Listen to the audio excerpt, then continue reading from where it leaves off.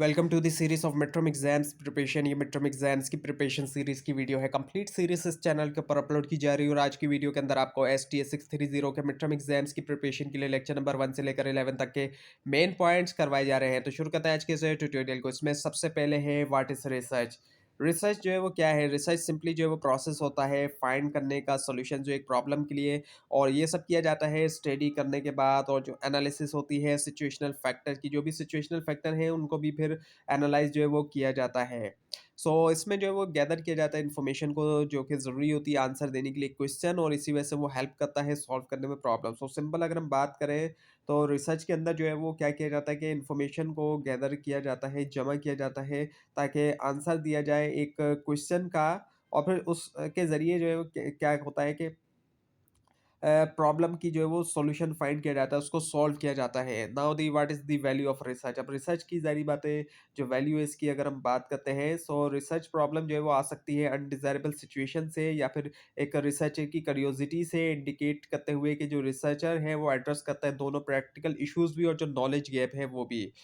अब एक एग्जांपल दी गई है कि एक रीसेंट एग्जाम हुआ है बीए या बीएस का पंजाब यूनिवर्सिटी के अंदर, और 67% स्टूडेंट जो फेल हो गए हैं। अब जाहिर बात है, जब इतने सारे स्टूडेंट फेल हो रहे हैं तो ऐसा लगता है जैसे कि ये वेस्टेज ऑफ रिसोर्सेज है। एक अनडिजायरेबल सिचुएशन है, इसको ज़रूरत होती है रिसर्च करने की कि फाइंड किया जाए कि इसका सोल्यूशन जो है वो क्या हो सकता है। रिसर्चर जो है वो वैरायटी ऑफ रीजंस के साथ आते हैं, जो कि रिलेट करते हैं स्टूडेंट्स के साथ। इनके अब कई सारे रीजंस देखने में आ सकते हैं कि स्टूडेंट्स के साथ कुछ इश्यूज हैं, टीचर्स के साथ है, जो करिकुलम है, सिलेबस वगैरह है, और इसके अलावा जो बुक्स की अवेलेबिलिटी या फिर बुक्स की जो क्वालिटी है, इसके अलावा जो एग्जाम का सिस्टम है, इसके अलावा फैमिली का एनवायरनमेंट है, क्या फैमिली की तरफ से कोई सपोर्ट नहीं है, या कोई एजुकेशनल वाला उनको एनवायरनमेंट नहीं मिल रहा है, या बैरियर्स आ रहे हैं। और इसके अलावा और भी बहुत सी दूसरी चीज़ें आती हैं कि उनके जो दोस्त वगैरह हैं वो किस तरह के, ये तमाम चीज़ें उनकी आ जाती हैं। जो डिसीजन मेकिंग प्रोसेस होता है वो एसोसिएट होता है डेवलपमेंट के साथ भी और इम्प्लीमेंटेशन के साथ भी स्ट्रेटजीज, जिसमें शामिल है 4 इंटर रिलेटेड स्टेज। पहला ये होता है कि आइडेंटिफाई किया जाता है प्रॉब्लम्स को या अपॉर्चुनिटीज़ को, कि क्या प्रॉब्लम्स है या अपॉर्चुनिटीज़ है, डायग्नोज किया जाता है जिस तरह से डॉक्टर डायग्नोज करता है इसी तरह। और असेस किया जाता है प्रॉब्लम या अपॉर्चुनिटीज़ को, सिलेक्ट किया जाता है फिर, और इम्प्लीमेंट भी कर दिया जाता है कोर्स ऑफ एक्शन। फिर बाद में जो जिसको इम्प्लीमेंट किया होता है उसी को इवेल्युएट करते हैं, एग्जामिन करते हैं। साइंस की बात करें, साइंस जो है वो क्या एक तरीका होता है नॉलेज को प्रोड्यूस करने का। अब आज के दौर में हम देखते हैं कि साइंस जो है वो बहुत तरक्की कर रही है, तो साइंस असल में कर क्या रही है? नॉलेज को प्रोड्यूस कर रही है। और वो ऐसी नॉलेज प्रोड्यूस करती है जो कि तुरंत के ऊपर बेस करती है, जो कि सच के ऊपर बेस करती है। और ये भी कोशिश की जाती है कि वो यूनिवर्सली ट्रू हो, यानी कि हर जगह वो सही साबित हो। ये भी कोशिश की जाती है कि वो हर जगह सही साबित हो। दूसरे वर्ड में कहा जाए, साइंस जो है वो एक मेथड है, एक प्रोसीजर है नॉलेज को प्रोड्यूस करने का। नॉलेज को प्रोड्यूस किया जाता है साइंस के ज़रिए। जो इंपॉर्टेंट कैरेक्टरिस्टिक्स होती है साइंटिफिक मेथड्स की, अगर हम उनको देखते हैं, पहले एक एम्पिरिकल होती है साइंस जो है वो, इसमें रियलिटीज़ की बात की जाती है, जो कि ऑब्जर्व कर सकते हैं हम सेंसरी एक्सपीरियंस के जरिए, और वेरीफाइबल होती है, जिसको हम वेरीफाई जो है वो कर सकते हैं। कम्युलेटिव होती है कि जीरो से स्टार्ट करने वाला मामला नहीं होता, स्क्रैच से स्टार्ट। एक चीज़ जो पहले फाइंड की जा चुकी है तो उससे आगे फिर जो है वो किया जाता है। और डिटर्मिनिस्टिक होता है, साइंस जो है वो बेस करती है अजम्पशन के ऊपर के तमाम इवेंट्स का एंटीसीडेंट कॉजेस है, जो कि सब्जेक्ट है आइडेंटिफिकेशन के लिए और लॉजिकल रीजनिंग, लॉजिकल अंडरस्टैंडिंग के लिए। एक तरफ तो साइंस जो है वो बेस बिल्ड होती है, जो एग्जिस्टिंग वर्क है, जो कि कम्युनिटिव में आपको बताया गया कि एग्जिस्टिंग वर्क जो है उसके ऊपर उसको बिल्ड किया जाता है, यानी कि जो पहले से वर्क हो चुका है उसी को आगे लेके चला जाता है। ऐसा नहीं होता कि जो पहले से वर्क हुआ हुआ है, उसको जो है वो इग्नोर कर दिया जाता है। और ये कि ये बेस करती है प्रिंसिपल के ऊपर, कॉज एंड इफेक्ट के, कॉज और इफेक्ट के प्रिंसिपल के ऊपर भी बेस करती है। उसके बाद आया था फिर ethical and ideological neutrality. Neutrality जो है वो पाई जाती है एथिकली तौर पर भी और आइडियोलॉजिकल तौर पर भी। जो एथिकल और ऑब्जेक्टिव नेचर है साइंटिफिक कंक्लूजन की, कंक्लूजन जो ड्रॉ होते हैं इंटरप्रिटेशन के through, result of data analysis के, वो ऑब्जेक्टिव होना चाहिए। और वो ये कि ये जो है बेस्ड हो फैक्ट के ऊपर, फाइंडिंग जो कि ड्राइव हुए एक्चुअल डेटा से, ना कि हमारी खुद की जो सब्जेक्टिव या फिर इमोशनल जो वैल्यूज़ हैं। इसके अलावा स्टैटिस्टिकल जर्नलाइजेशन होना।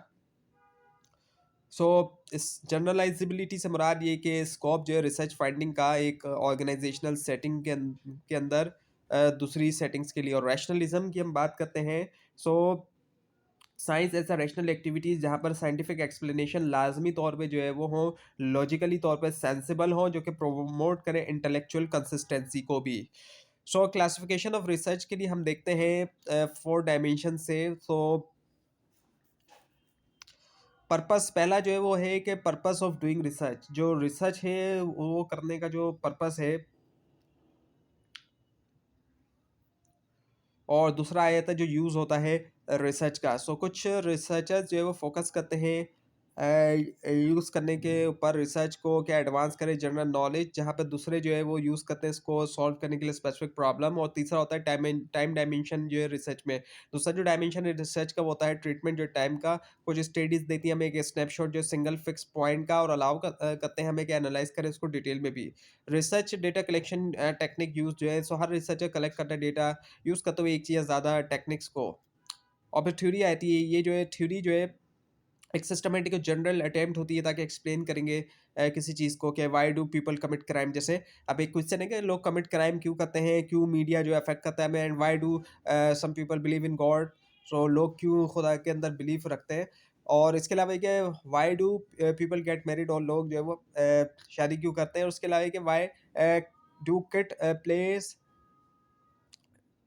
यानी कि खेलते क्यों हैं बच्चे ये स्कूल के अंदर। सो ये तमाम चीज़ें आ जाती है। उसके बाद ये कि कॉन्सेप्ट, सो जो थ्योरी डेवलपमेंट है एसेंशियली एक प्रोसेस होता है डिस्क्राइब करने का फिनोमेना जो है increasingly higher level of abstraction के ऊपर। और प्रोपोजिशंस की हम बात करें, सो जो कॉन्सेप्ट्स हैं ये बेसिक यूनिट्स होते हैं थ्योरी डेवलपमेंट के, जबकि थ्योरीज जो है रिक्वायर करती हैं अंडरस्टैंडिंग जो रिलेशनशिप होना कॉन्सेप्ट्स के दरमियान। और इसी तरह जब रियलिटी एब्स्ट्रैक्ट हो जाती है कॉन्सेप्ट के अंदर, साइंटिस्ट इंटरेस्टेड होते हैं रिलेशनशिप के अंदर बहुत से कॉन्सेप्ट्स के दरमियान। सो जो रोल ऑफ थ्योरी है, थ्योरी का रोल अगर हम देखते हैं, so theory as a orientation, theory को एक्सप्लेन किया जाता है एज अ वे नैरो करने के लिए जो फोकस और रेंज है फैक्ट्स का, जो कि स्टडी किया गया है गाइड करते हुए जो रिसर्च प्रोसेस। और theory as a conceptualization and classification देखें, अब ये पॉइंट बताता है कि थ्योरी प्रोवाइड करती है स्ट्रक्चर और ऑर्गेनाइजेशन के प्रोसेस करें, और ऑब्जेक्टिव जो जो कि मीन है टू बी स्टडीज। और फिर theory in summarizing role, theory in summarizing role जो है, अब इसको हम देखें सो एक फर्दर टास्क जो कि थ्योरी परफॉर्म करती है वो तो समराइज करना कॉन्शियसली, जो कि ऑलरेडी नॉन होता है इस ऑब्जेक्ट ऑफ स्टडी के बारे में। थ्योरी प्रेडिक्ट करती है फ्यूचर। ये अगर थ्योरी जो है समराइज करती है फैक्ट और बताती है एक जनरल यूनिफॉर्मिटी इमीडिएट ऑब्जर्वेशन से बियॉन्ड। सो ये जो है प्रिडिक्शन ऑफ फैक्ट्स भी जो है वो बन जाती है। सो जो थ्योरी पॉइंट्स गैप है नॉलेज के अंदर, इसको हम देखें। सो ये जो है यहाँ पर एक्सप्लेन किया गया है कि अगर थ्योरी जो है वो समराइज करती है कि जो कुछ नॉन है, और प्रिडिक्ट करती है कि जो कुछ आने वाला है। सो ये इसी तरह ये जो है हाईलाइट भी कर सकते हैं अननोन एरियाज जो कि एक्सप्लोर होने हैं। सो रोल ऑफ फैक्ट्स की हम बात करें अगर, सो थ्योरी और फैक्ट्स जो है वो इनकंसिस्टेंट इंटरेक्शन में है। डेवलपमेंट जो है एक के अंदर उससे डेवलपमेंट होती है दूसरे में। थ्योरी जो है इम्प्लिसिट या एक्सप्लिसिट जो है वो बेसिक होती है नॉलेज के लिए और इवन परसेप्शंस के लिए भी। और फैक्ट्स इनिशिएट जो है वो करते हैं थ्योरी को कि कैसे स्पेसिफिक या फिर स्ट्राइकिंग फैक्ट से इंपॉर्टेंट थ्योरीज आती हैं, साइटिंग जो है हिस्टोरिकल प्रेसिडेंट्स हैं। और फैक्ट से जो है वो रिजेक्शन या रिफॉर्मुलेशन होती है एग्जिस्टिंग थ्योरी की। और फैक्ट जो है वो कम्प्लीटली तौर पर डिटरमाइन नहीं करते थ्योरी, क्योंकि बहुत सी पॉसिबल थ्योरीज जो है वो डेवलप की जा सकती हैं कि लिया जाए एक specific set of observation. So facts refine and clarify theory की अगर हम बात करें, तो अब ये पॉइंट जो है शो करता है कि कैसे फैक्ट जो है वो हेल्प करते हैं रिसर्चर को क्लैरिफाई करने में, फर्दर डिफाइन करने में उनकी जो थ्योरी बेस्ड करती है एम्पेरिकल ऑब्जर्वेशंस के ऊपर। उसके बाद आ जाता है फिर theory and research as a dynamic duo. So ये एम्फेसाइज है कि जो यूज़ है थ्योरेटिकल फ्रेमवर्क का जब की जा रही रिसर्च, वो एसेंशियल होता है क्वालिटी के लिए उस रिसर्च की। और रिसर्चर जो कि यूज़ नहीं करते थ्योरी, कहा जाता है कि वो होते हैं कंफ्यूज, और वो लेस इफेक्टिव भी होते हैं उनके वर्क के अंदर। So concepts are abstraction of reality. Concept जो है हम देखते हैं कि हर जगह पर मौजूद हैं, और आप जो है वो उनको यूज़ करते हैं तमाम वक्त आप यूज़ करते हैं। और डिस्पाइट इस कॉमनैलिटी के ये जो है डिफ़िकल्ट भी हो सकते हैं कि डिफ़ाइन किया जाए, और जो कॉन्सेप्ट ऑफ हाइट है उसको यूज़ किया गया है एज़ अ सिंपल एग्ज़ाम्पल के तौर पे कि हाइट जो है वो सिंपल कॉन्सेप्ट है एवरीडे एक्सपीरियंस का। सो इसका मतलब क्या है कि ये ईज़ी होता है कि यूज़ किया जाए कॉन्सेप्ट ऑफ हाइट, लेकिन जो डिस्क्राइब करना कॉन्सेप्ट को खुद से वो जो है डिफ़िकल्ट होता है। सो डिग्री ऑफ एब्स्ट्रैक्शन की हम बात करें, कॉन्सेप्ट जो है वो वेरी करता है उनके जो लेवल ऑफ एब्स्ट्रैक्शन है उसके अंदर। सो कॉन्सेप्ट को रखा जा सकता है साथ में कंटिन्यूम के साथ, एक जो मोस्ट कंक्रीट से लेकर मोस्ट एब्स्ट्रैक्ट तक। सो जो सोर्सेस ऑफ कॉन्सेप्ट्स हैं, कॉन्सेप्ट कहाँ कहाँ से आते हैं। एवरीडे कल्चर, हमारा जो रोज़मर्रा का जो कल्चर है वो कॉन्सेप्ट से भरा हुआ है, लेकिन बहुत से उनमें से वैग हैं, अनक्लियर डेफिनेशंस हैं, हमें एम्बिग्यूटी दिखाई देती है, क्लैरिटी नहीं है। सोशल साइंस कॉन्सेप्ट जो है फॉर्म करती है स्पेशलाइज्ड लैंग्वेज या फिर जार्गन्स। स्पेशलिस्ट यूज़ करते हैं जार्गन्स को एज अ शॉर्ट हैंड वे, ताकि कम्युनिकेट करें वो दूसरे लोगों के साथ। और मोस्ट फील्ड के अपने खुद के जार्गन्स हैं, जिसके फिजिशियंस हैं, लॉयर्स हैं, इंजीनियर्स हैं, अकाउंटेंट्स हैं, प्लम्बर्स हैं और ऑटो मैकेनिक्स हैं। तमाम की इन सब की अपनी स्पेशलाइज्ड लैंग्वेजेस होती हैं। टाइप्स ऑफ वेरिएबल्स की हम बात करें, कंटिन्यूअस और डिसकंटिन्यूअस वेरिएबल्स होते हैं। सो कंटिन्यूअस वेरिएबल होते हैं और जो डिसकंटिन्यूअस होते हैं। सो कंटिन्यूअस वेरिएबल में क्या है कि वेरिएबल जिनकी डिफरेंट प्रॉपर्टीज़ होती हैं, और इन प्रॉपर्टीज़ के लिए हम जो है वो असाइन करते हैं न्यूमेरिकल वैल्यूज़। और अगर वैल्यू जो है वेरिएबल की डिवाइड हो सके फ्रैक्शन के अंदर, सो यही जो है वो कंटिन्यूअस वेरिएबल है। सो कोई भी वेरिएबल जिसकी limited number of distinct values है और जिसको डिवाइड नहीं किया जा सकता फ्रैक्शन में, वो डिसकंटिन्यूअस वेरिएबल होते हैं। उसके बाद फिर डिपेंडेंट और इंडिपेंडेंट वेरिएबल आ जाते हैं। सो जो डिपेंडेंट वेरिएबल है वो ये कि अगर रिसर्च जो है वो देख रही है कॉजल रिलेशनशिप के लिए, और वो ट्राई कर रहे हैं फाइंड करना फोर्सेस जो कि एक्ट करता है किसी और चीज़ के ऊपर, ये वेरिएबल्स जो होते हैं फोर्सेस के, ये डिपेंडेंट होते हैं। और जो सॉरी इंडिपेंडेंट होते हैं। और जो डिपेंडेंट वेरिएबल्स होते हैं, ये वेरिएबल होते हैं जो कि अफेक्ट होते हैं दूसरे फोर्सेस से। सो डिपेंडेंट वेरिएबल जो है वो ऐसे होते हैं जो कि अफेक्ट होते हैं दूसरी फोर्स से, जबकि इंडिपेंडेंट जो होते हैं वो ये होता है कि रिसर्च जो है उसमें देखा जा रहा है कोजल रिलेशनशिप के लिए, और वो ये ट्राई करते हैं कि फाइंड करें फोर्सेस जो कि एक्ट करते हैं किसी दूसरी चीज़ के ऊपर, और वेरिएबल जो इन फोर्सेस के ये इंडिपेंडेंट वंस हैं। सो मॉडरेटिंग वेरिएबल्स की अगर हम बात करें, तो मॉडरेटिंग वेरिएबल्स का जो वो स्ट्रॉन्ग कंटिंजेंट इफेक्ट होता है रिलेशनशिप के दरमियान डिपेंडेंट और इंडिपेंडेंट वेरिएबल के ऊपर, और इंट्रोड्यूस करता है एक थर्ड वेरिएबल को कि वो चेंज करे उसकी डायनामिक को। और इंटरवीनिंग वेरिएबल्स होते हैं। सो एक बेसिक कोजल रिलेशनशिप रिक्वायर करता है इंडिपेंडेंट और डिपेंडेंट वेरिएबल। एक थर्ड टाइप जो वेरिएबल की इंटरवीनिंग वेरिएबल अपेयर होता है ज़्यादा कॉम्प्लेक्स कोजल रिलेशनशिप में। उसके बाद एक्सट्रेनियस वेरिएबल जो है वो आ जाता है। सो इसको जो है ये जो है हो सकता है इनफाइनाइट, और पोटेंशियली अफेक्ट कर सकता है कॉजल रिलेशनशिप, जबकि इन वेरिएबल्स को ज़रूरी होता है कि अज्यूम किया जाए और एक्सक्लूड किया जाए स्टडी से रिलेशनशिप जो है वेरिएबल्स के दरमियान। सो एक वेरिएबल को जो है वो आइडेंटिफाई सॉरी जब वेरिएबल्स को आइडेंटिफाई किया जा चुका होता है, सो रिसर्च जो है वो उसके बाद रिसर्च में किया जाता है कि एग्जामिन किया जाता है रिलेशनशिप उनके दरमियान।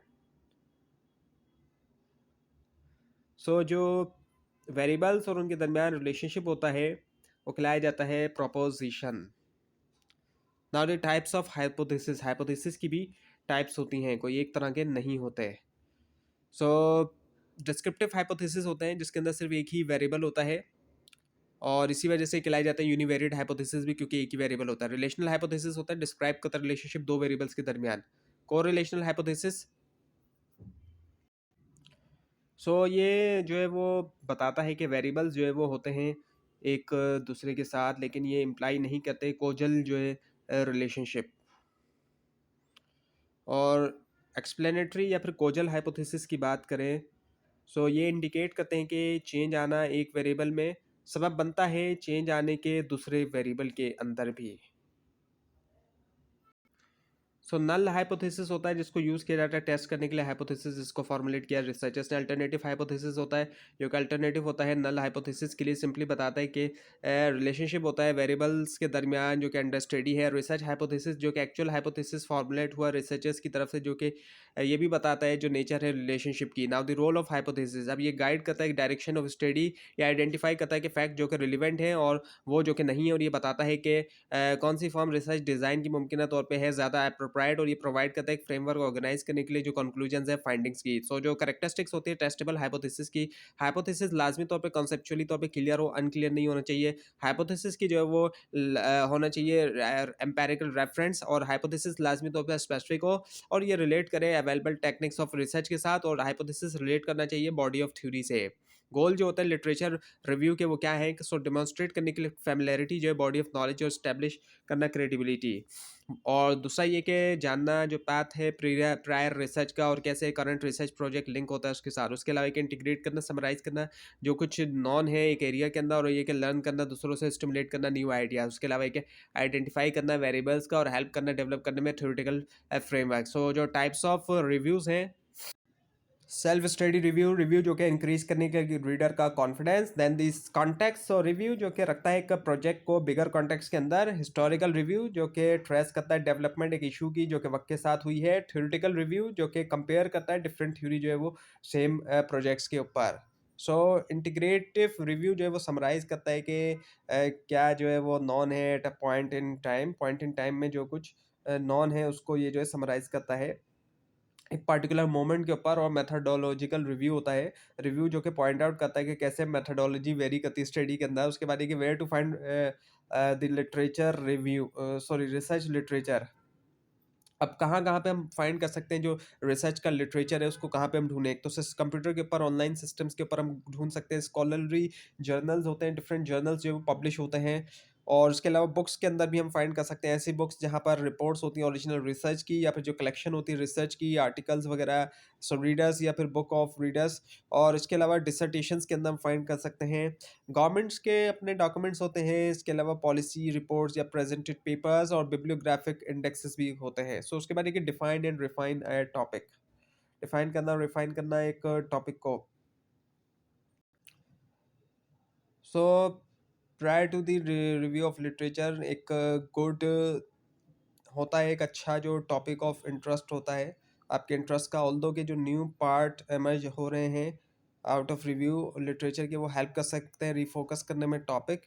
स्टिल रिसर्चर्स को ज़रूरी होता है कि वो आए कुछ क्लियर क्वेश्चंस के साथ जो कि हेल्प कर सके, गाइड कर सके उनको परस्यू करने में रिलेवेंट मटेरियल्स। उसके बाद ये कि डिज़ाइन सर्च। सो डिज़ाइनर सर्च में हम देखते हैं, सो रिसर्चर्स को ज़रूरी होता है कि डिसाइड करें टाइप ऑफ रिव्यू के हवाले से उसकी एक्सटेंसिवनेस और जो टाइप ऑफ मटेरियल जो कि शामिल किया जाए। और की होती है कि केयरफुल रहें, सिस्टमेटिक रहें और ऑर्गेनाइज रहें। उसका है कि लोकेट रिसर्च रिपोर्ट। सो ये डिपेंड करता है टाइप्स ऑफ रिसर्च या फिर आउटलेट ऑफ रिसर्च जो कि सर्च की जा रही है, और यूज़ करना मल्टीपल सर्च स्ट्रेटजीज ताकि काउंटरएक्ट कर सकें लिमिटेशन जो सिंगल सर्च मेथड्स की। सो जो आर्टिकल्स होते हैं स्कॉलरली रिसर्च के अंदर, जहाँ पर ज़्यादा रिसर्च बिहेवियर जो है वो पाया जाता है, और स्कॉलरली बुक्स होती हैं, बुक्स जो है वो डिफ़िकल्ट हो सकती हैं फाइंड करना। डिसर्टेशंस होती हैं, एब्स्ट्रैक्ट जो है डिसर्टेशंस के लिए फाउंड होते हैं, एब्स्ट्रैक्ट डिसर्टेशन एब्स्ट्रैक्ट इंटरनेशनल के अंदर। और गवर्नमेंट के जो डॉक्यूमेंट होते हैं सेक्शंस ऑफ लाइब्रेरीज़ के अंदर स्पेशलिस्ट लिस्ट होती है गवर्नमेंट डॉक्यूमेंट्स की। इसके अलावा पॉलिसी रिपोर्ट्स और प्रेजेंटेड पेपर्स होते हैं। सो पॉलिसी रिपोर्ट्स और प्रेजेंटेड पेपर जो है वो ज़्यादा डिफ़िकल्ट होते हैं कि इनको फाइंड जो है वो किया जाए, इनको ढूंढा जाए। सो व्हाट टू रिकॉर्ड, अब क्या जो है वो रिकॉर्ड जो है वो किया जाए। सो फुल डिटेल जो है वो रिटन डाउन होना चाहिए जब रिकॉर्ड कर रहे हैं। Sources, full names, titles, volumes, issues और जो पेजेस हैं वो भी। और उसके बाद आता है कि राइट द रिव्यू, रिव्यू जो है लिखना। सो राइट करना एक लिटरेचर रिव्यू रिक्वायर करता है बहुत सी प्लानिंग और री राइटिंग भी करता है। उसके बाद ये कि द राइटिंग प्रोसेस। अब राइटिंग प्रोसेस की अगर हम बात करें, प्रोफेशनल राइटर्स जो होते हैं एडवाइस करते हैं कि आप जाने आपके ऑडियंस को कि आप हो सकें, क्या कि आपके पास हो सके ज़्यादा इफेक्टिव जो है वो कम्युनिकेशन। सो थ्योरेटिकल फ्रेमवर्क जो है वो एक कॉन्सेप्चुअल मॉडल होता है कि कैसे रिलेशनशिप जो है इंपॉर्टेंट फैक्टर्स के दरमियान उनको आइडेंटिफाई जो है वो किया जा चुका है, और स्पेसिफिकली एक थ्योरेटिकल जो फ्रेमवर्क है सो एलेबोरेट करता है रिलेशनशिप जो है वो वेरिएबल्स के दरमियान, एक्सप्लेन करता है लॉजिक जो कि अंडरलाइंग कर रही है इन रिलेशनशिप्स के दरमियान, डिस्क्राइब करता है नेचर और जो डायरेक्शन है रिलेशनशिप की। उसके बाद है the components of theoretical framework. अब जो थ्योरेटिकल फ्रेमवर्क के कंपोनेंट है, थ्योरेटिकल एक अच्छा थ्योरेटिकल फ्रेमवर्क आइडेंटिफाई करता है और लेबल करता है जो इंपॉर्टेंट वेरिएबल होते हैं सिचुएशन में, जो कि रिलेवेंट होती है, प्रॉब्लम जो कि आइडेंटिफाई की जा चुकी है, और ये लॉजिकली डिस्क्राइब करता है इंटरकनेक्शन जो इन वेरिएबल्स के दरमियान भी। उसके बाद ये कि from the research question to hypothesis, so जो टेंटेटिव आंसर होते हैं रिसर्च क्वेश्चन के लिए हेल्प करते हैं आइडेंटिफाई करने में वेरिएबल जिनको यूज़ किया जा सकता है as a explanatory factors build up करने के लिए, ऑगमेंटेशन जो है आर्ग्यूमेंटेशन जो है डेवलपमेंट के अंदर प्रोपोजिशंस की, जो कि रिलेवेंट होता है टॉपिक से। सो प्रॉब्लम डेफिनेशन की हम अगर बात करें इंटरव्यूज़ के बाद, और जो लिटरेचर रिव्यू है, रिसर्चर जो है वो पोजीशन में होते हैं कि नैरो डाउन करें प्रॉब्लम उसके ओरिजिनल ब्रॉड बेस से, और डिफाइन करें इश्यूज जो है कंसर्न के ज़्यादा क्लियरली। सो क्रिटिकल होता है कि फोकस जो है फर्दर रिसर्च का वो हो अनएम्बिगियसली तौर पे आइडेंटिफाई और डिफाइंड भी। सो स्पॉन्सर रिसर्चेस की हम बात करें, so far we have been discussing, हम जो है वो डिस्कस कर रहे हैं रिसर्च प्रोजेक्ट प्राइमरीली जो है वो पर्सपेक्टिव से, जो कि एक रिसर्चर जो मुमकिन तौर पे करे स्टडी जो है अपनी इनिशिएटिव के ऊपर। सो रिसर्च प्रपोजल की हम बात करें, सो एक डॉक्यूमेंट है जो कि प्रेजेंट करता है एक प्लान जो है प्रोजेक्ट के लिए, के रिव्यू एक प्रोजेक्ट के लिए के रिव्यू हो इवेल्यूशन के लिए, और ये जो है उसको सुपरवाइज किया जा सकता है। सो ये जो है सुपरवाइज प्रोजेक्ट हो सकता है जिसको सबमिट किया गया इंस्ट्रक्टर को एज अ पार्ट के तौर पे एजुकेशनल डिग्री के, जैसे कि मास्टर की थीसिस हैं या फिर जो पीएचडी के डिसर्टेशन है। सो रिसर्च प्रपोजल जो है एक research proposal plan of action है जो कि सबमिट किया जाता है रिव्यूअर्स को, ताकि वो इवेल्युएट करें इवेल्यूशन के लिए। सो एक plan for a project reviewer के लिए, इवेल्यूशन के लिए।